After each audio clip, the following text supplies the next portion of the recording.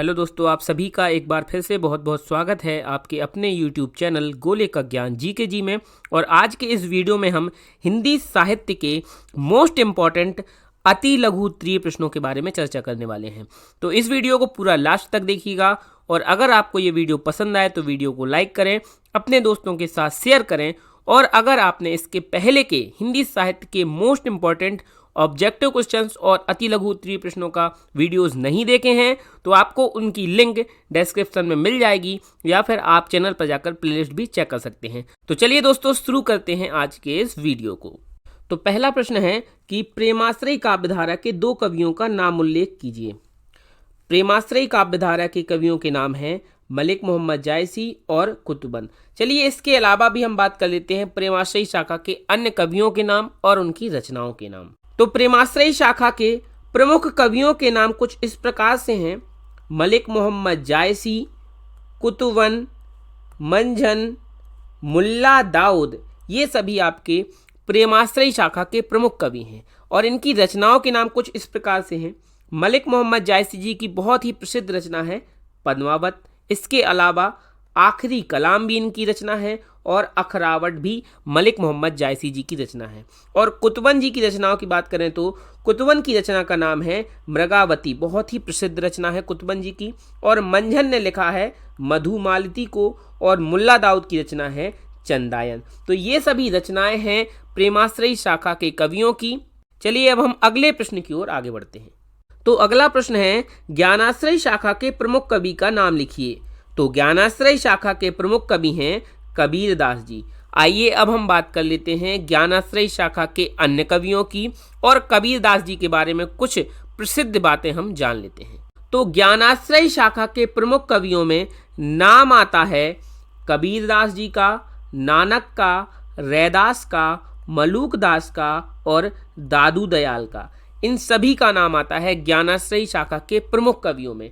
और अब हम बात कर लेते हैं कबीरदास जी से संबंधित कुछ प्रमुख बातें, जो कि इस प्रकार हैं कि कबीरदास जी की रचनाएं हैं साखी, सबद और रमैनी और इनका संग्रह हमें बीजक में देखने को मिलता है। और कबीरदास जी की भाषा से संबंधित प्रश्न बार बार परीक्षाओं में पूछा जाता है कि कबीरदास जी की भाषा क्या है। तो इनकी भाषा है सधुक कड़ी भाषा। तो ये बात भी ध्यान रख के चलेंगे। चलिए अब हम आगे बढ़ते हैं अगले प्रश्न की ओर। अगला प्रश्न है कि राम भक्ति शाखा के प्रमुख कवि का नाम लिखिए। तो राम भक्ति शाखा के प्रमुख कवि का नाम है गोस्वामी तुलसीदास जी। और आइए अब हम बात कर लेते हैं राम भक्ति शाखा के प्रमुख कवि कौन कौन से हैं और गोस्वामी तुलसीदास जी की रचनाओं के बारे में भी चर्चा कर लेते हैं। तो राम भक्ति शाखा के प्रमुख कवियों के नाम हैं गोस्वामी तुलसीदास जी, नाभादास, अग्रदास, विष्णुदास और ईश्वरदास। ये सभी राम भक्ति शाखा के प्रमुख कवि हैं। और अब हम बात कर लेते हैं तुलसीदास जी की रचनाओं के बारे में, क्योंकि तुलसीदास जी की रचनाओं से संबंधित प्रश्न कुछ इस प्रकार से पूछ लिए जाते हैं कि उनकी अवधी भाषा में कौन सी रचनाएं लिखी गई हैं या उनकी ब्रज भाषा में कौन सी रचनाएं लिखी गई हैं। तो उन्हीं का जो डिवीजन है वो यहाँ पर आपको देखने को मिलेगा। इनकी अवधी भाषा की रचनाएं हैं रामचरितमानस, रामलला नहछु, बरवय रामायण, पार्वती मंगल, जानकी मंगल और रामाज्ञा प्रश्न। ये सभी रचनाएं तुलसीदास जी ने अवधी भाषा में लिखी हैं। और अगर हम इनकी ब्रज भाषा की रचनाओं की बात करें तो विनय पत्रिका, कृष्ण गीतावली, गीतावली, दोहावली, कवितावली और वैराग्य संदीपनी, ये सभी रचनाएं इन्होंने ब्रज भाषा में लिखी हैं। तो ये थी तुलसीदास जी की अवधी भाषा की रचनाएं और ब्रज भाषा की रचनाएं। चलिए अब हम आगे बढ़ते हैं अगले प्रश्न की ओर। अगला प्रश्न है तुलसीकृत दो ब्रज भाषा में रचित रचनाओं के नामों का उल्लेख कीजिए। तो अभी हमने चर्चा की है तुलसीदास जी की अवधी भाषा में लिखी गई रचनाओं की और ब्रज भाषा में लिखी गई रचनाओं की। तो यहाँ पर उत्तर हो जाएगा कि तुलसीकृत विनय पत्रिका और गीतावली ब्रज भाषा में रचित रचनाएं हैं। चलिए आगे बढ़ते हैं अगले प्रश्न की तरफ। अगला प्रश्न पूछा गया है कि कृष्ण भक्ति शाखा के प्रमुख कवि का नाम उल्लेख कीजिए। तो कृष्ण भक्ति शाखा के प्रमुख कवि हैं कवि सूरदास जी। आइए बात कर लेते हैं कृष्ण भक्ति शाखा से जुड़े हुए कवियों के नाम और उनकी कुछ प्रमुख रचनाओं के नाम। तो कृष्ण भक्ति शाखा के प्रमुख कवियों के अंतर्गत आते हैं सूरदास, मीराबाई, रश खान, चैतन्य महाप्रभु, कुंभन दास, परमानंद दास, कृष्णदास, गोविंद स्वामी, छीत स्वामी, नंददास, चतुर्भुज दास, हित हरिवंश और स्वामी हरिदास जी। तो ये सभी कृष्ण भक्ति शाखा के प्रमुख कवि हैं। और आइए जान लेते हैं सूरदास जी की प्रमुख रचनाएं कौन कौन सी हैं। तो सूरसागर, साहित्य लहरी और सूर सारावली, ये सूरदास जी की प्रमुख रचनाएं हैं। मीराबाई जी की प्रमुख रचनाएं हैं नरसी जी का मायरा, गीत गोविंद टीका, राग गोविंद और राग सोरठ के पद, ये सभी मीराबाई जी की रचनाएं हैं। और रसखान की रचनाएं हैं प्रेम वाटिका, बहुत ही प्रसिद्ध रचना है रसखान जी की प्रेम वाटिका। इसके अलावा सुजान रसखान और दान लीला, तो ये सभी रचनाएं हैं सूरदास जी की, मीराबाई जी की और रसखान जी की। और आइए अब हम बात कर लेते हैं कृष्ण भक्ति शाखा से जुड़े हुए अष्टछाप के कवियों की। तो कृष्ण भक्ति शाखा के अष्टछाप के कवि कुछ इस प्रकार से हैं। ये जो अष्टछाप था ये 8 कवियों का एक समूह था और अष्टछाप का जो निर्माण है वह विट्ठल नाथ जी ने किया था। अष्टछाप के अंतर्गत वल्लभाचार्य जी के 4 शिष्य कुंभन दास, सूरदास, परमानंद दास और कृष्णदास आते हैं और विट्ठल नाथ जी के 4 शिष्य गोविंद स्वामी, छीत स्वामी, नंददास और चतुर्भुज दास आते हैं। तो क्या हुआ था कि विट्ठल नाथ जी ने अपने पिता के 4 शिष्य, वल्लभाचार्य जी जो थे वो विट्ठल नाथ जी के पिता थे, और विट्ठल नाथ जी ने अपने पिता वल्लभाचार्य के 4 शिष्यों कुंभन दास, सूरदास, परमानंद दास, कृष्णदास और स्वयं के 4 शिष्यों गोविंद स्वामी, छीत स्वामी, नंददास और चतुर्भुज दास को मिलाकर एक समूह बनाया जिसको अष्टछाप के कवियों के नाम से जाना गया। और बार बार परीक्षा में यह प्रश्न भी पूछ लिया जाता है कि सूरदास जी के गुरु का नाम क्या था। तो सूरदास जी के गुरु का नाम था वल्लभाचार्य। चलिए अब हम आगे बात कर लेते हैं कृष्ण भक्ति शाखा से जुड़े हुए प्रमुख संप्रदायों की और उनके प्रवर्तकों की। तो कृष्ण भक्ति शाखा से जुड़े हुए प्रमुख संप्रदाय और उनके प्रवर्तक कुछ इस प्रकार से हैं। पहला संप्रदाय है वल्लभ संप्रदाय और इसके प्रवर्तक हैं वल्लभाचार्य जी। दूसरा संप्रदाय है निम्बार्क संप्रदाय और इसके प्रवर्तक हैं निम्बार्काचार्य जी। तीसरा संप्रदाय है राधा वल्लभ संप्रदाय और इसके प्रवर्तक हैं हित हरिवंश जी। चौथा संप्रदाय है सखी संप्रदाय और इसके प्रवर्तक हैं स्वामी हरिदास जी। और 5वां संप्रदाय है गौड़ीय संप्रदाय और इसके प्रवर्तक हैं चैतन्य महाप्रभु जी। और परीक्षा में ज़्यादातर कृष्ण भक्ति शाखा से संबंधित प्रश्न ही पूछे जाते हैं, इसलिए कृष्ण भक्ति शाखा सबसे ज़्यादा मोस्ट इम्पोर्टेंट हो जाती है परीक्षा की दृष्टि से। और आइए अब हम एक बार भक्ति काल का जो वर्गीकरण है उसको जान लेते हैं, क्योंकि हमने ज्ञानाश्रय शाखा, प्रेमाश्रय शाखा, राम भक्ति शाखा और कृष्ण भक्ति शाखा चारों ही शाखाओं को पढ़ लिया है। चलिए अब हम जान लेते हैं भक्ति काल का वर्गीकरण। तो सबसे पहले बात कर लेते हैं भक्ति काल का जो कालक्रम था वो क्या था। उसको जानने के लिए हमें जानना पड़ेगा कि हिंदी काव्य साहित्य का इतिहास क्या रहा है, यानी कि आचार्य रामचंद्र शुक्ल जी ने इतिहास क्या माना है हिंदी काव्य साहित्य का। तो रामचंद्र शुक्ल जी ने हिंदी काव्य साहित्य के इतिहास को 4 काल भागों में विभाजित किया है। पहला है वीरगाथा काल, दूसरा है पूर्व मध्यकाल, तीसरा है उत्तर मध्यकाल और चौथा है वर्तमान काल। ये माने हैं रामचंद्र शुक्ल जी ने। इसके अलावा वीरगाथा काल को आप सभी लोग जानते होंगे कि आदिकाल कहा जाता है और इसका जो समय था वो था 743 ईस्वी से 1343 ईस्वी तक। इसके बाद जो पूर्व मध्यकाल आता है उसको भक्ति काल के नाम से जाना जाता है और इसका जो समय है वह है 1343 ईस्वी से 1643 ईस्वी तक। इसके बाद जो उत्तर मध्यकाल आता है उसको रीतिकाल के नाम से जाना जाता है और इसका समय है 1643 ईस्वी से 1843 ईस्वी तक। और जो वर्तमान काल है इसको आधुनिक काल के नाम से जाना जाता है और इसका समय है 1843 ईस्वी से अब तक। चलिए अब हम बात कर लेते हैं भक्ति काल की। तो जो भक्ति काल है इसका विभाजन कुछ इस प्रकार से किया गया है, जैसा कि आप स्क्रीन पर देख पा रहे हैं। भक्ति काल को 2 भागों में बांटा गया है, पहला है सगुण शाखा और दूसरा है निर्गुण शाखा। और अब सगुण शाखा को भी आगे 2 भागों में बांटा गया है, पहला है रामाश्रयी शाखा, दूसरा है कृष्णाश्रयी शाखा। और इसके अलावा जो निर्गुण शाखा है उसको भी दो भागों में बांटा गया है।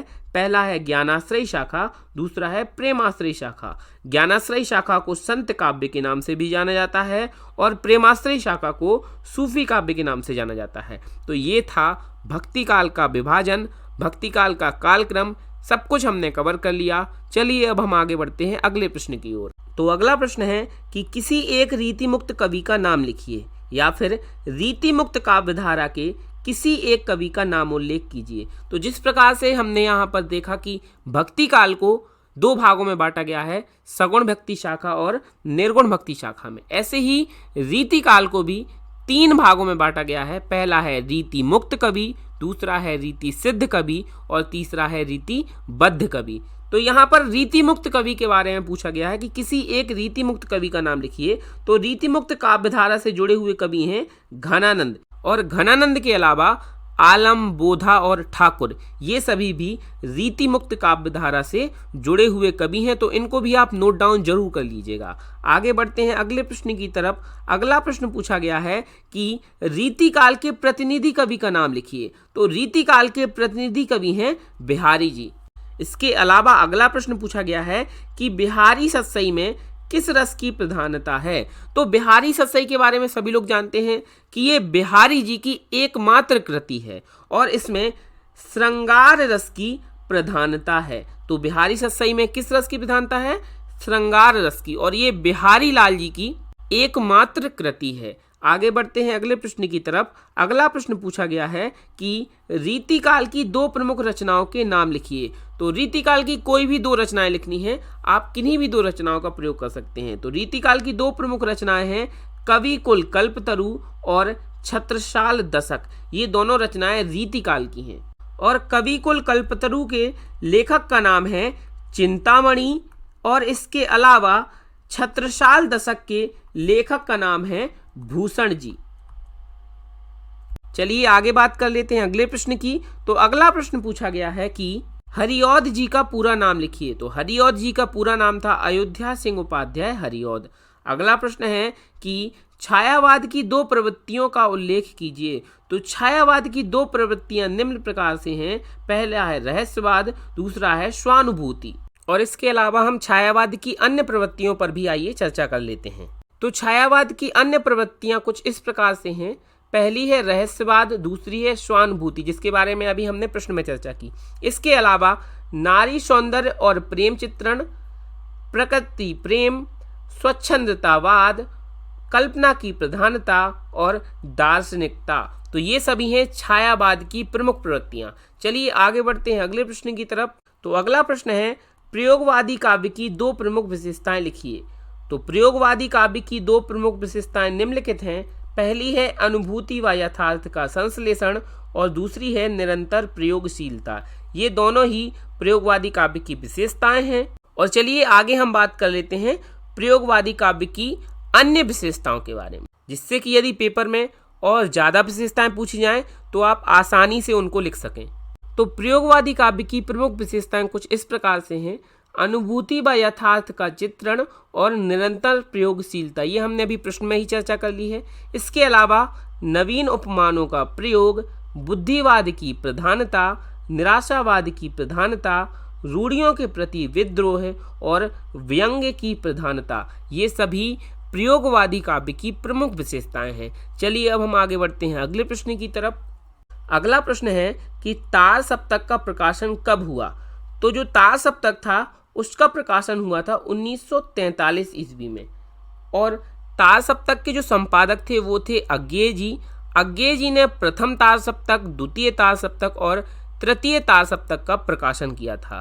तार सप्तक के अंतर्गत 7 कवियों, सप्तक यानी कि 7, तो तार सप्तक के अंतर्गत 7 कवियों की रचनाएं प्रकाशित की जाती थीं। आइए जान लेते हैं तार सप्तक के बारे में। A to Z पूरी की पूरी जानकारी हम ले लेते हैं। तो जैसा कि आप स्क्रीन पर देख पा रहे हैं, कुल 4 तार सप्तकों का प्रकाशन हुआ था। प्रथम तार सप्तक, द्वितीय तार सप्तक, तृतीय तार सप्तक। पहला जो तार सप्तक था वो 1943 ईस्वी में आया था। दूसरा जो तार सप्तक था वह 1951 ईस्वी में आया था।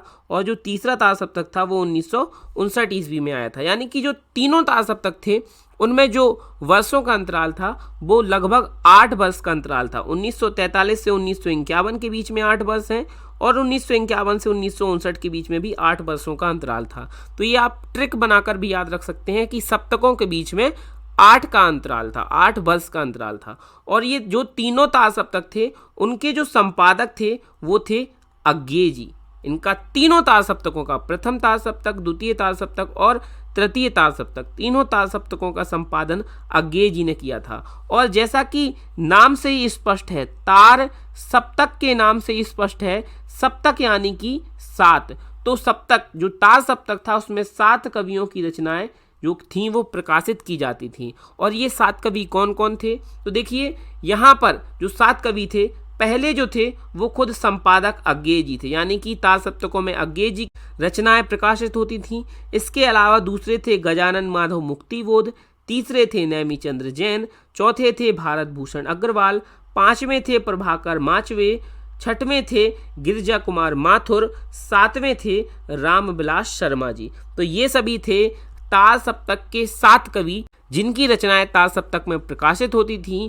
और इनसे संबंधित प्रश्न बार बार परीक्षाओं में पूछा जाता है कि ताल सप्तक के कवि कौन कौन हैं या कौन कौन नहीं हैं। इसके अलावा अगर हम बात करें तो जो चतुर्थ ताल सप्तक था वह 20 वर्ष के बाद, देखिए 1959 से 1979, 20 वर्ष के बाद आया था। 1979 ईस्वी में चतुर्थ ताल सप्तक का संपादन हुआ था और इसके संपादक थे नामवर सिंह जी। तो कभी कभी चतुर्थ ताल सप्तक से भी प्रश्न आ जाता है। आपको याद रखना है कि जो प्रथम 3 ताल सप्तक थे उनके संपादक अज्ञेय जी थे और जो चतुर्थ ताल सप्तक था उसके संपादक थे नामवर सिंह जी। तो ताल सप्तक की पूरी जानकारी हमने ले ली है। चलिए अब हम आगे बढ़ते हैं अगले प्रश्न की तरफ। तो अगला प्रश्न है कि दिनकर की किन्हीं 2 काव्य कृतियों के नाम लिखिए। तो दिनकर की काव्य कृतियां हैं उर्वशी और परशुराम की प्रतीक्षा। परशुराम की प्रतीक्षा और उर्वशी दिनकर द्वारा रचित काव्य कृतियां हैं। चलिए इसके अलावा हम जान लेते हैं दिनकर जी की अन्य रचनाएं कौन कौन सी हैं। तो दिनकर जी की काव्य कृतियां कुछ इस प्रकार से हैं। उर्वशी और परशुराम की प्रतीक्षा, इनके बारे में अभी हमने प्रश्न में चर्चा की है। इसके अलावा रेणुका, हुंकार, रसवंती, रश्मि रथी, कुरुक्षेत्र, सामधेनी, चक्रवाल, आत्मा की आंखें, हारे को हरि नाम, इतिहास के आंसू, नीम के पत्ते और नील कुसुम, ये सभी दिनकर जी की काव्य कृतियां हैं। और दिनकर जी की गद्य रचनाएं कुछ इस प्रकार से हैं। अर्धनारीश्वर बहुत ही मोस्ट इंपॉर्टेंट रचना है इनकी। रेती के फूल, ये भी बहुत इंपॉर्टेंट है। और संस्कृति के 4 अध्याय, इसके बारे में तो हर कोई जानता है, ये इनकी गद्य रचनाएं हैं। इसके अलावा हमारी सांस्कृतिक एकता, शुद्ध कविता की खोज और दिनकर की डायरी, ये सभी दिनकर जी की गद्य रचनाएं हैं। पहले हमने इनकी काव्य रचनाओं, काव्य कृतियों की बात की, इसके बाद इनकी गद्य रचनाओं की भी हमने चर्चा की है। चलिए आगे हम अगले प्रश्न की ओर बढ़ते हैं। तो अगला प्रश्न है भारतेंदु युग के किन्हीं 2 प्रमुख कवियों के नाम लिखिए। इससे पहले हम आपको भारतेंदु युग का एक वीडियो प्रोवाइड करवा चुके हैं जिसमें सारे के सारे कवियों की चर्चा, उनकी प्रमुख रचनाओं की चर्चा, पत्रिकाओं की चर्चा, भारतेंदु युग से संबंधित पूरी की पूरी चर्चा हम उस वीडियो में कर चुके हैं। तो यदि आपने वो वीडियो नहीं देखा हो तो उस वीडियो को आप जरूर देखें। उसकी लिंक आपको डिस्क्रिप्शन में मिल जाएगी या फिर आप चैनल पर जाकर प्लेलिस्ट भी चेक कर सकते हैं। चलिए, तो भारतेंदु युग के 2 प्रमुख कवि कौन कौन से हैं? भारतेंदु युग के 2 प्रमुख कवियों में बद्री नारायण चौधरी प्रेमघन, और इनकी रचना है प्रेमघन सर्वस्व, तथा प्रताप नारायण मिश्र और इनकी रचना है प्रताप लहरी उल्लेखनीय है। तो कौन कौन से 2 कवि? बद्री नारायण चौधरी प्रेमघन और प्रताप नारायण मिश्र उल्लेखनीय है। बद्री नारायण चौधरी प्रेमघन जी की रचना है प्रेमघन सर्वस्व और प्रताप नारायण मिश्र जी की रचना है प्रताप लहरी। आगे बढ़ते हैं अगले प्रश्न की तरफ। तो अगला प्रश्न है कि मलिक मोहम्मद जायसी की 2 प्रमुख काव्य रचनाओं के नाम लिखिए। तो मलिक मोहम्मद जायसी जी की 2 प्रमुख काव्य रचनाएं जो की हैं वो इस प्रकार से हैं, पद्मावत और आखिरी कलाम। इसके अलावा इन्होंने अखरावट, कहरनामा, चित्ररेखा और कान्हावत जैसी रचनाएं भी लिखी हैं। तो इनकी प्रमुख रचनाएं कौन कौन सी हैं? पद्मावत, आखिरी कलाम, अखरावट, कहरनामा, चित्ररेखा और कान्हावत। और मलिक मोहम्मद जायसी जी के बारे में प्रसिद्ध बात जो है वो यह है कि ये भक्ति काल की निर्गुण प्रेमाश्रयी शाखा के प्रतिनिधि कवि थे। तो भक्ति काल की निर्गुण प्रेमाश्रयी शाखा के ये प्रतिनिधि कवि थे। इनके अलावा जो अन्य शाखाएं हैं उनके प्रतिनिधि कवि कुछ इस प्रकार से हैं। राम भक्ति शाखा के प्रतिनिधि कवि सभी लोग जानते हैं तुलसीदास जी थे। कृष्ण भक्ति शाखा के प्रतिनिधि कवि कौन थे? सूरदास जी। और ज्ञानाश्रय शाखा के प्रतिनिधि कवि हैं कबीरदास जी। तो ये चारों ही जो भक्ति काल की शाखाएं हैं उनके प्रतिनिधि कवि भी हमने आपको बता दिए। और मलिक मोहम्मद जायसी जी के प्रमुख काव्य रचनाओं पर भी हमने चर्चा कर ली है, जो कि आप स्क्रीन पर देख पा रहे हैं। चलिए आगे बढ़ते हैं अगले प्रश्न की तरफ। अगला प्रश्न है, मोही का हंसेसी की कोह रही कहने वाले कवि का नाम क्या था? तो प्रस्तुत काव्य पंक्ति कहने वाले कवि का नाम था मलिक मोहम्मद जायसी जी। अगला प्रश्न है कि निर्गुण भक्ति काव्य धारा के दो प्रसिद्ध कवियों एवं उनकी रचनाओं का उल्लेख कीजिए। तो निर्गुण भक्ति काव्य धारा, आप लोग जानते हैं कि निर्गुण भक्ति के अंतर्गत ज्ञानाश्रय शाखा और प्रेमाश्रय शाखा आती हैं और उन्हीं के अनुसार हम कवियों का वर्णन यहाँ पर करने वाले हैं। तो निर्गुण भक्ति काव्य धारा के दो प्रसिद्ध कवि एवं उनकी रचनाएं निम्न हैं। ज्ञानाश्रय शाखा के कबीरदास जी हैं और उनका रचित ग्रंथ है बीजक। और प्रेमाश्रय शाखा के मलिक मोहम्मद जायसी जी हैं और उनका रचित ग्रंथ है पद्मावत। तो अभी हमने ये भी चर्चा की थी कि ज्ञानाश्रय शाखा के जो प्रतिनिधि कवि हैं वो कबीरदास जी हैं और प्रेमाश्रय शाखा के प्रतिनिधि कवि हैं मलिक मोहम्मद जायसी जी, और इनकी रचनाएं भी हम अच्छे से परिचित हैं। चलिए आगे बढ़ते हैं अगले प्रश्न की तरफ। अगला प्रश्न पूछा गया है कि सगुण भक्ति धारा के दो प्रमुख कवियों के नाम लिखिए। तो सगुण भक्ति धारा के दो प्रमुख कवियों के नाम कुछ इस प्रकार से हैं। सगुण भक्ति धारा की अगर बात हो रही तो राम भक्ति शाखा आएगा और कृष्ण भक्ति शाखा आएगा। तो रामाश्रय शाखा और कृष्णाश्रय शाखा ये सगुण भक्ति धारा के अंतर्गत आने वाली दो प्रमुख शाखाएं हैं। और रामाश्रय शाखा के जो प्रतिनिधि कवि हैं वो तुलसीदास जी हैं और कृष्णाश्रय शाखा के प्रतिनिधि कवि हैं सूरदास जी। तुलसीदास जी की रचना का नाम है रामचरितमानस और सूरदास जी की रचना का नाम है, सभी लोग जानते हैं, सूरसागर। तो ये था इस प्रश्न का उत्तर कि सगुण भक्ति काव्य धारा के दो प्रमुख कवि, एक रामाश्रय शाखा से हमने बता दिए और एक कृष्णाश्रय शाखा से हमने बता दिए। चलिए आगे बढ़ते हैं। गोस्वामी तुलसीदास जी द्वारा रचित दो ग्रंथों के नाम लिखने को कहा गया है। तो और यहाँ पर अथवा में भी प्रश्न पूछा गया है कि रामचरितमानस के रचयिता कौन है, यह किस काल की रचना है। तो रामचरितमानस आप सभी लोग जानते हैं कि ये भक्ति काल की रचना है, क्योंकि इसके लेखक हैं गोस्वामी तुलसीदास जी, जो कि राम भक्ति शाखा से संबंधित है। चलिए उत्तर देख लेते हैं कि गोस्वामी तुलसीदास भक्ति काल के प्रतिनिधि कवि हैं। इनके दो प्रमुख ग्रंथों में, देखिए यहाँ पर पूछा गया था कि दो ग्रंथ बताने थे आपको। दो प्रमुख ग्रंथों में रामचरितमानस जो कि अवधि में लिखा गया है, हमने पहले आपको बताया है अभी कि अवधि में रामचरितमानस लिखा गया है, तथा विनय पत्रिका जो कि ब्रज भाषा में लिखा गया है, ये इनके उल्लेखनीय रचनाएं हैं। तो यहाँ पर दो ग्रंथ पूछे गए थे गोस्वामी तुलसीदास जी के, ये इनके रामचरितमानस और विनय पत्रिका हैं। रामचरितमानस अवधि भाषा में है, विनय पत्रिका ब्रज भाषा में है, और गोस्वामी तुलसीदास जी भक्ति काल के प्रतिनिधि कवि हैं।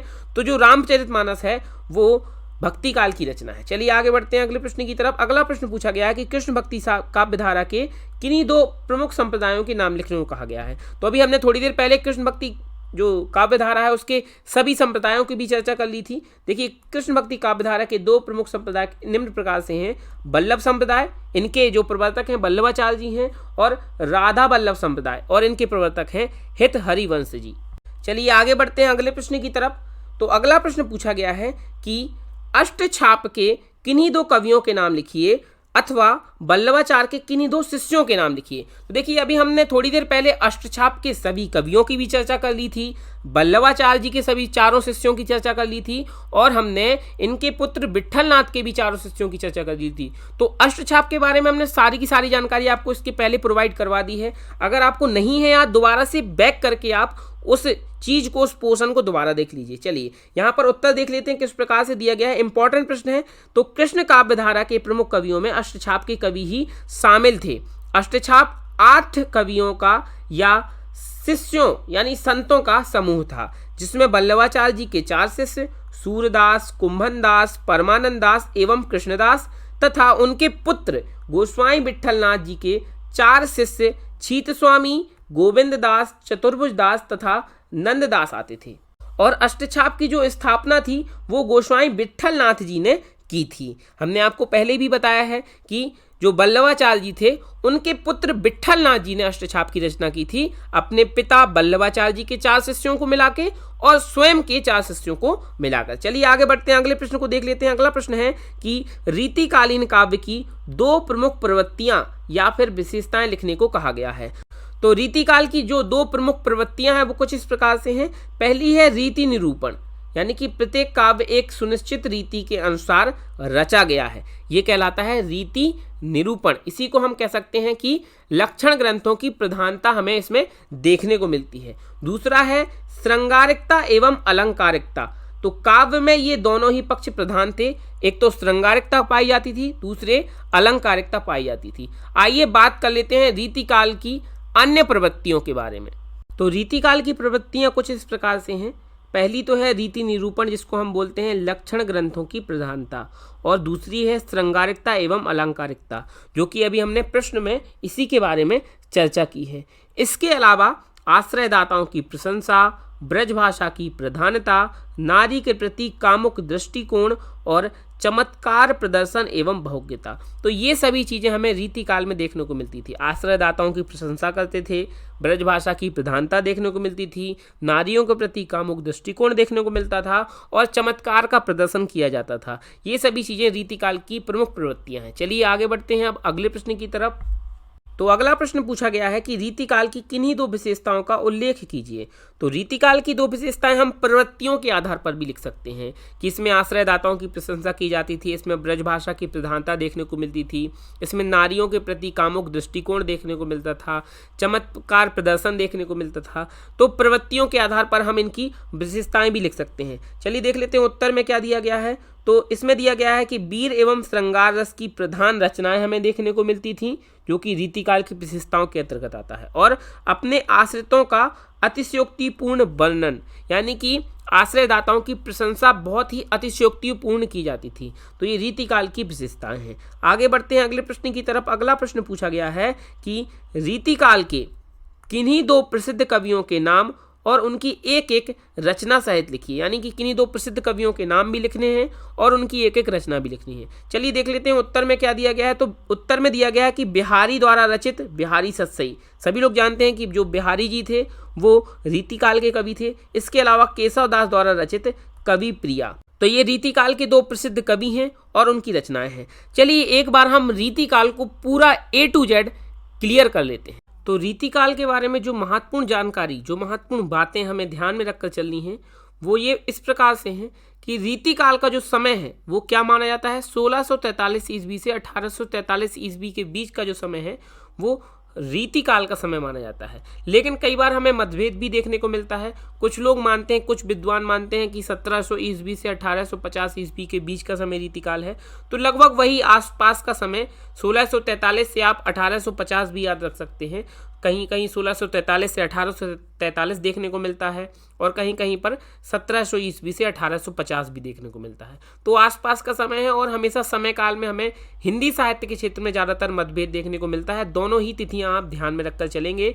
अगर इस प्रकार का प्रश्न विकल्प में आता है कि रीतिकाल का समय क्या था, तो दोनों में से जो भी आपको कोई एक मिलेगा उस पर आप अपना आंसर टिक कर सकते हैं। ठीक है, चलिए आगे बढ़ते हैं। तो देखिए, रीतिकाल को श्रृंगार काल किसने कहा है? तो रीतिकाल को श्रृंगार काल कहा है विश्वनाथ प्रसाद मिश्र जी ने। इस प्रकार का प्रश्न आपके विकल्प में भी आ जाता है कि रीतिकाल को श्रृंगार काल किसने कहा है। रीतिकाल को जैसे श्रृंगार काल के नाम से जाना जाता है, वैसे ही हम जानते हैं कि भक्ति काल को हिंदी साहित्य का स्वर्ण काल कहा जाता है। तो ये उपाधियों वाली चीज़ें कई बार पूछ ली जाती हैं कि रीतिकाल को श्रृंगार काल किसने कहा है, तो विश्वनाथ प्रसाद मिश्र जी ने कहा है। और रीतिकाल को रीतिकाल किसने कहा है, तो आचार्य रामचंद्र शुक्ल जी ने कहा है। और रीतिकाल को अलंकृत काल कहा है मिश्र बंधु ने। तो ये सभी चीज़ें भी पूछ लेता है, लेकिन सबसे ज़्यादा जो इम्पोर्टेंट है वो है कि रीतिकाल को श्रृंगार काल कहा है विश्वनाथ प्रसाद मिश्र जी ने। चलिए अब जान लेते हैं कि रीतिकाल का वर्गीकरण किस आधार पर हुआ है। तो आप सभी लोग जानते हैं कि रीतिकाल को 3 धाराओं में विभाजित किया जाता है। पहली है रीतिबद्ध धारा, दूसरी है रीति सिद्ध धारा और तीसरी है रीति मुक्त धारा। यानी कि जो रीतियों से बंधे हुए थे, रीतियों से जुड़े हुए थे, उनको रीतिबद्ध कवि कहते हैं। जिनको रीति में सिद्धि प्राप्त थी, रीतिकाल की रचनाएं करने में जिनको सिद्धि प्राप्त थी, उनको रीति सिद्ध कवि कहते हैं, और जो रीति से मुक्त थे उनको रीति मुक्त कवि कहते हैं। तो रीतिबद्ध के अंतर्गत आते हैं केशवदास जी, सेनापति, देव, चिंतामणि, भूषण, मतीराम और पद्माकर। ये सभी रीतिबद्ध कवियों की श्रेणी में आते हैं। और रीति सिद्ध की श्रेणी में आते हैं बिहारी जी। और रीति मुक्त के अंतर्गत आते हैं घनानंद, आलम, बोधा और ठाकुर। ये चारों ही कवि बहुत ज़्यादा इंपॉर्टेंट हैं रीति मुक्त धारा के। इनके अलावा द्विज, देव और कवि वृंद भी रीति मुक्त श्रेणी के अंतर्गत आते हैं। तो ये रीतिकाल की जो धाराएं हैं उनके बारे में हमने चर्चा कर ली है। और रीतिकाल के जो प्रतिनिधि कवि थे वो थे बिहारी जी, और इनकी एकमात्र रचना बिहारी सतसई है। और बिहारी सतसई में हमें श्रृंगार रस की प्रधानता देखने को मिलती है।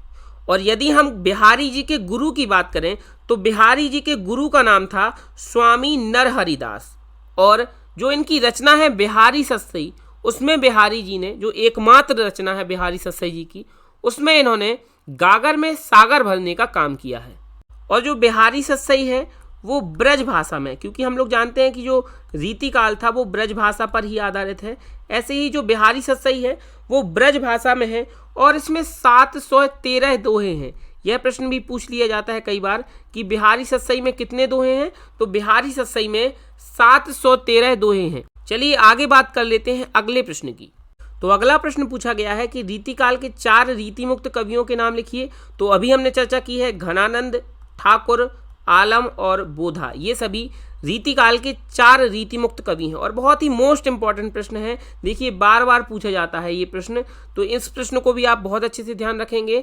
रीतिकाल के रीति मुक्त कवियों के नाम आपको ध्यान से नोट कर लेना है। आगे बढ़ते हैं। अगला प्रश्न पूछा गया है कि हिंदी के किस कवि को कठिन काव्य का प्रेत कहा गया है, उसकी किसी एक महाकाव्यात्मक रचना का नाम लिखिए, अथवा आचार्य केशवदास की किन्हीं 2 रचनाओं के नाम लिखिए।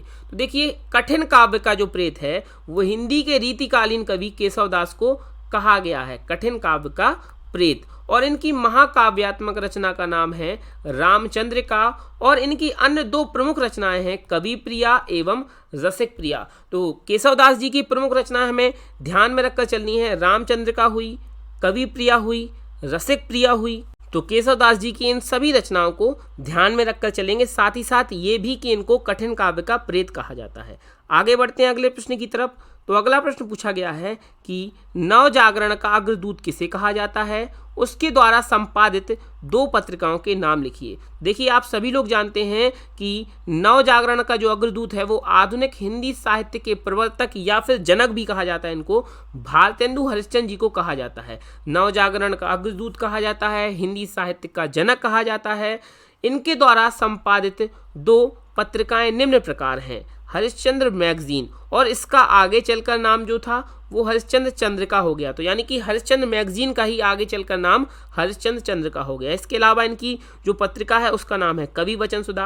और अन्य पत्रिकाओं के बारे में जानने के लिए आप भारतेंदु युग का जो वीडियो आया है उसको जरूर देख लें, उसकी लिंक आपको डिस्क्रिप्शन में मिल जाएगी, या फिर आप चैनल पर जाकर प्लेलिस्ट भी चेक कर सकते हैं। भारतेंदु हरिश्चंद्र जी के बारे में A to Z सारी की सारी रचनाएं और पत्रिकाएं वहां पर उस वीडियो में आपको मिल जाएंगी। चलिए आगे बढ़ते हैं। अगला प्रश्न है कि कविता वर्धिनी सभा के संस्थापक तथा उसके मुखपत्र का नाम लिखिए। तो कविता वर्धिनी सभा के संस्थापक थे भारतेंदु हरिश्चंद्र जी, और इस सभा के मुखपत्र का नाम था कवि वचन सुधा। चलिए आगे बढ़ते हैं अगले प्रश्न की तरफ। तो अगला प्रश्न पूछा गया है कि द्विवेदी युग के 2 महाकाव्यों के नाम लिखिए। तो द्विवेदी युग के 2 महाकाव्यों में से थे, पहला था साकेत जिसके रचनाकार हैं मैथिली शरण गुप्त जी, और दूसरा है प्रिय प्रवास जिसके रचनाकार हैं अयोध्या सिंह उपाध्याय हरिऔध जी। आगे बढ़ते हैं अगले प्रश्न की तरफ। अगला प्रश्न पूछा गया है कि छायावाद के 4 कवि और उनकी 2-2 रचनाओं के नाम लिखिए। देखिए जब छायावाद के 4 कवियों की चर्चा हुई है तो हमें कौन कौन से कवियों के नाम लिखने हैं। तो छायावाद युग के जो 4 स्तंभ हैं उन्हीं के नाम हम आंसर में लिखेंगे। पहले हैं प्रसाद, दूसरे हैं पंत, तीसरे हैं निराला और चौथे हैं वर्मा। इस बारे में हम कई बार चर्चा कर चुके हैं। प्रसाद से हो जाते हैं जयशंकर प्रसाद जी, पंत से हो जाते हैं सुमित्रानंदन पंत जी, निराला से हो जाते हैं सूर्यकांत त्रिपाठी निराला जी, और वर्मा से हो जाती हैं महादेवी वर्मा जी। और हमें इनकी 2-2 काव्य रचनाएं भी लिखनी है। तो जयशंकर प्रसाद जी की 2 रचनाएं हैं कामायनी और आंसू, और पंत जी की 2 रचनाएं हैं पल्लव और ग्राम्या। सूर्यकांत त्रिपाठी निराला जी की 2 रचनाएं हैं परिमल और गीतिका। और महादेवी वर्मा जी की 2 रचनाएं हैं दीप शिखा और सांद गीत। तो ये हो गई इनकी काव्य कृतियां, भी हमने चर्चा कर ली हैं। चलिए हम आगे बात कर लेते हैं अगले प्रश्न की। अगला प्रश्न पूछा गया है कि गोसाई दत्त को कवि के रूप में किस नाम से जाना जाता है। तो आप सभी लोग जानते हैं गोसाई दत्त जो था वो सुमित्रा नंदन पंत जी का नाम था। अगला प्रश्न है कि प्रगतिशील लेखक संघ के स्थापना वर्ष और उसके प्रथम सभापति का नाम बताइए। तो जो प्रगतिशील लेखक संघ था उसकी स्थापना 1936 ईस्वी में लखनऊ में कांग्रेस अधिवेशन के समय हुई थी और इस प्रथम अधिवेशन की जो अध्यक्षता थी वो मुंशी प्रेमचंद जी ने की थी। तो प्रगतिशील लेखक संघ की स्थापना 1936 में लखनऊ में हुई कांग्रेस अधिवेशन के समय में और इसके प्रथम सभापति थे मुंशी प्रेमचंद जी। चलिए आगे बढ़ते हैं अगले प्रश्न की तरफ। अगला प्रश्न पूछा गया है कि ताल सप्तक के संपादक कौन है। तो ताल सप्तक के जो संपादक थे वो सच्चिदानंद हीरानंद वात्स्यायन अज्ञेय जी थे। इन्होंने 3 ताल सप्तकों, पहला ताल सप्तक, दूसरा ताल सप्तक और तीसरा ताल सप्तक का संपादन किया था। ताल सप्तक का जो प्रकाशन वर्ष था वो 1943 में हुआ था, यानी जो पहला ताल सप्तक था वो 1943 ईस्वी में प्रकाशित हुआ था, जिसमें अज्ञेय जी के अतिरिक्त गजानन माधव मुक्तिबोध, नेमीचंद्र जैन, भारत भूषण अग्रवाल, प्रभाकर माचवे, गिरिजा कुमार माथुर तथा रामविलास शर्मा शामिल थे। तो ताल सप्तक में जो 7 कवि शामिल थे उनमें नाम आता है गजानन माधव मुक्तिबोध का, नेमीचंद्र जैन का, भारत भूषण अग्रवाल का, प्रभाकर माचवे का, गिरिजा कुमार माथुर का और रामविलास शर्मा के अलावा सच्चिदानंद हीरानंद वात्स्यायन अज्ञेय जी का। इसके बारे में हम अभी थोड़ी देर पहले भी चर्चा कर चुके हैं जब हमने ताल सप्तक का पूरा जो निचोड़ था वो आपको बताया था। वहां पर हमने 7 कवियों की भी चर्चा की थी। चलिए आगे बढ़ते हैं अगले प्रश्न की तरफ। अगला प्रश्न पूछा गया है कि प्रयोगवादी काव्य की 4 रचनाओं और उनके रचयिताओं का नाम लिखिए। तो प्रयोगवादी काव्य की 4 रचनाएं कुछ इस प्रकार से हैं, उनकी रचयिता कुछ इस प्रकार से हैं। पहले हैं सच्चिदानंद हीरानंद वात्स्यायन अज्ञेय जी और इनकी रचना का नाम है कितनी नावों में कितनी बार। ये प्रयोगवादी काव्य की रचना है और प्रयोगवादी काव्य के लेखक भी हैं अज्ञेय जी। अगला है गजानन माधव मुक्तिबोध जी का नाम और इनकी रचना है चांद का मुँह टेढ़ा है। इसके बाद गिरिजा कुमार माथुर जी, इनकी रचना है धूप के दान और भवानी प्रसाद मिश्र जी, इनकी रचना है गीत फरोश। तो ये चारों प्रयोगवादी काव्यधारा के कवि हैं और इनकी रचनाएं भी आपके सामने हैं। चलिए आगे बढ़ते हैं अगले प्रश्न की तरफ। अगला प्रश्न आपसे पूछा गया है कि नई कविता पत्रिका के संपादक का नाम लिखिए तथा इस पत्रिका का प्रकाशन वर्ष भी लिखिए। तो नई कविता पत्रिका का जो आरंभ है वो 1954 ईस्वी में डॉक्टर जगदीश गुप्त तथा डॉक्टर राम स्वरूप चतुर्वेदी के संपादन में हुआ था और यह कविता किसी भी प्रकार के वाद या विचारधारा में बंधकर नहीं चलती है, इस कारण से इसको नई कविता का युग कहा जाता है। तो इसका जो प्रारंभ था नई कविता पत्रिका का वो 1954 ईस्वी में डॉक्टर जगदीश गुप्त और डॉक्टर राम स्वरूप चतुर्वेदी के संपादन में हुआ था। चलिए आगे बढ़ते हैं अगले प्रश्न की तरफ। तो अगला प्रश्न पूछा गया है कि चांद, प्रभा और प्रताप पत्रिकाएं किस युग से संबंधित हैं तथा इनके तत्कालीन संपादक कौन थे। तो इसका उत्तर हो जाएगा कि ये पत्रिकाएं द्विवेदी युग से संबंधित हैं तथा इनके तत्कालीन संपादक निम्न थे। चांद पत्रिका के संपादक थे राम रख सहगल और चंडी प्रसाद हृदयेश और प्रभा पत्रिका के थे बालकृष्ण शर्मा नवीन जी और प्रताप पत्रिका के थे गणेश शंकर विद्यार्थी जी। तो ये तीनों ही पत्रिकाओं के संपादक थे और चांद पत्रिका, प्रभा पत्रिका और प्रताप पत्रिका तीनों ही पत्रिकाएं द्विवेदी युग से संबंधित रही हैं। चलिए आगे बात कर लेते हैं अगले प्रश्न की। तो अगला प्रश्न पूछा गया है कि द्विवेदी युग की सर्वाधिक प्रसिद्ध साहित्यिक पत्रिका तथा उसके लोकप्रिय संपादक का नाम बताइए। तो सभी लोग जानते हैं कि द्विवेदी युग की जो सर्वाधिक प्रसिद्ध साहित्यिक पत्रिका थी उसका नाम था सरस्वती पत्रिका और इसके लोकप्रिय संपादक थे आचार्य महावीर प्रसाद द्विवेदी जी। चलिए आगे बढ़ते हैं। अगला प्रश्न है कि शुक्ल युग को अन्य किन नामों से जाना जाता है। तो यानी कि शुक्ल युग के और कौन कौन से नाम हैं उनके बारे में बताना है। तो शुक्ल युग को छायावाद युग के नाम से भी जाना जाता है, प्रसाद युग से भी जाना जाता है और प्रेमचंद युग के नाम से भी जाना जाता है। तो इस शुक्ल युग के अन्य नाम हैं छायावाद युग, प्रसाद युग और प्रेमचंद युग। अगला प्रश्न है कि आलोचना का चरम उत्कर्ष कब से माना जाता है। तो जो आलोचना का चरम उत्कर्ष है वह आचार्य रामचंद्र शुक्ल जी की आलोचना कृतियों के प्रकाशन से माना जाता है।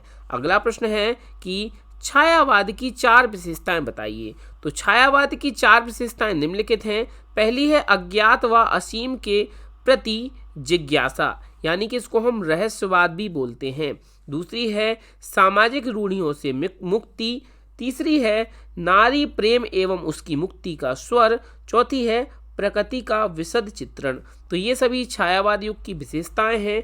अगला प्रश्न पूछा गया है कि हालावाद के प्रवर्तक कौन थे, उनकी किसी एक प्रमुख कृति का उल्लेख कीजिए। तो बहुत ही मोस्ट इंपॉर्टेंट प्रश्न है हालावाद के प्रवर्तक। तो हालावाद के प्रवर्तक थे हरिवंश राय बच्चन जी और उनकी मुख्य कृति मधुशाला है, जिसका प्रकाशन वर्ष 1935 है। अगला प्रश्न है कि नकेनवाद के संस्थापक सदस्यों का नामोल्लेख कीजिए। तो नकेनवाद में ही इनके जो कवि हैं, उनका जो सदस्य हैं, कवि हैं, उनका नाम छुपा हुआ है। देखिए बात करते हैं, उत्तर देखते हैं किस प्रकार से होगा कि नकेनवाद जिसे प्रपद्यवाद भी कहा जाता है। तो नकेनवाद का जो अन्य नाम है वो प्रपद्यवाद भी है और इसके जो संस्थापक हैं वो सदस्य हैं नलिन बिलोचन शर्मा, केशव कुमार व नरेश।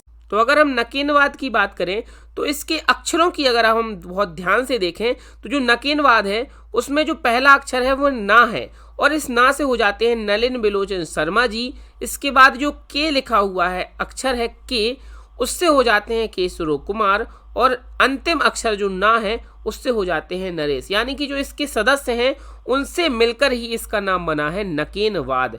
और इसके अंतर्गत ना से नलिन बिलोचन शर्मा, के से केशव कुमार और ना से नरेश आते हैं और ये नलिनवाद या प्रपद्यवाद के नाम से जाना जाता है। इन रचनाकारों के नाम का प्रथम अक्षर लेकर ही इसे नकेनवाद कहा गया है। तो जैसा कि अभी हमने आपको बताया है, सेम बात इसमें बताई गई है कि इन तीनों ही सदस्यों के प्रथम अक्षरों को लेकर इसे नकेनवाद कहा गया है। अगला प्रश्न है कि अज्ञेय की प्रथम काव्यकृति कौन सी है। तो अज्ञेय जी की प्रथम काव्यकृति है भग्नदूत, जो कि 1933 ईस्वी की कृति है। अगला प्रश्न है कि प्रगतिवादी काव्य की 4 विशेषताएं बताइए। तो प्रगतिवादी काव्य की 4 विशेषताएं निम्नलिखित हैं। पहली विशेषता है कि सामाजिक यथार्थ का चित्रण हमें इसमें देखने को मिलता है, सांप्रदायिकता का विरोध देखने को मिलता है और समाज में व्याप्त शोषणकारी शक्तियों का विरोध देखने को मिलता है और अंतिम व्यंग एवं आक्रामक काव्य शैली भी हमें देखने को मिलती है। अगला प्रश्न है कि रामधारी सिंह दिनकर जी की किन्हीं 4 काव्य कृतियों का नाम लिखिए। तो थोड़ी देर पहले हमने रामधारी सिंह दिनकर जी की बहुत सारी काव्य कृतियों की भी चर्चा की थी और उनकी गद्य विधाओं की रचनाओं की भी चर्चा की थी। उत्तर हो जाएगा कि रामधारी सिंह दिनकर जी की काव्य कृतियां निम्न प्रकार से हैं। हुंकार, परशुराम की प्रतीक्षा, रेणुका, रश्मिरथी, ये इनकी काव्य कृतियां हैं जिनके लेखक हैं रामधारी सिंह दिनकर जी। अगला प्रश्न है कि रघुवीर सहाय की 4 काव्य कृतियों के नाम लिखिए। तो रघुवीर सहाय जी की 4 काव्य कृतियां निम्नलिखित हैं। पहली है सीढ़ियों पर धूप में, दूसरी है आत्मकथा के विरुद्ध, तीसरी है हंसो हंसो जल्दी हंसो और चौथी है लोग भूल गए हैं। ये इनकी रघुवीर सहाय जी की 4 काव्य कृतियां हैं। और अंतिम प्रश्न है कि महादेवी वर्मा जी को ज्ञानपीठ पुरस्कार किस रचना के लिए मिला है। तो महादेवी वर्मा जी को यामा के लिए 1982 ईस्वी में ज्ञानपीठ पुरस्कार मिला है। तो ये था आज का अंतिम प्रश्न और उम्मीद है कि इस वीडियो से आपको अपने जो आने वाले एग्जाम है उसकी तैयारी में बहुत ही ज़्यादा सहायता मिलेगी। हमने भक्ति काल की चर्चा की है, रीति काल की चर्चा की है, उनके कवियों की चर्चा की है। जितने भी इम्पोर्टेंट टॉपिक्स आए हैं, जितने भी इम्पोर्टेंट प्रश्न आए हैं, सभी को हमने बहुत ही डीपली सॉल्व किया है। तो इस वीडियो से उम्मीद है कि आपको पूरी की पूरी सहायता मिलने वाली है और आपकी तैयारी बहुत ही बेहतरीन हो जाएगी। और ये वीडियो आपको कैसा लगा कमेंट बॉक्स में कमेंट करके ज़रूर बताइएगा। अगर आपको ये वीडियो पसंद आया हो तो अपने दोस्तों तक इस वीडियो को शेयर कीजिए, इस वीडियो को लाइक कीजिए। और अगर अभी तक आपने हमारे चैनल गोले का ज्ञान जीके जी को सब्सक्राइब ना किया हो तो तुरंत सब्सक्राइब कीजिए। और अगर अभी तक आपने इससे पहले के वीडियोस नहीं देखे हैं तो सारे के सारे वीडियोस आपको चैनल पर प्लेलिस्ट में मिल जाएंगे। आपके जो आने वाला एग्जाम है उसकी तैयारी बेहतरीन हो जाएगी। वीडियोस को सारे के सारे वीडियोस को देखकर अपना नोट्स तैयार रखिए तैयारी बेहतरीन बनाकर रखिए। मिलेंगे अगले वीडियो में, तब तक के लिए हंसते रहिए, मुस्कुराते रहिए, पढ़ते रहिए और तैयारी को बेहतरीन करते रहिए। जय हिंद, जय भारत।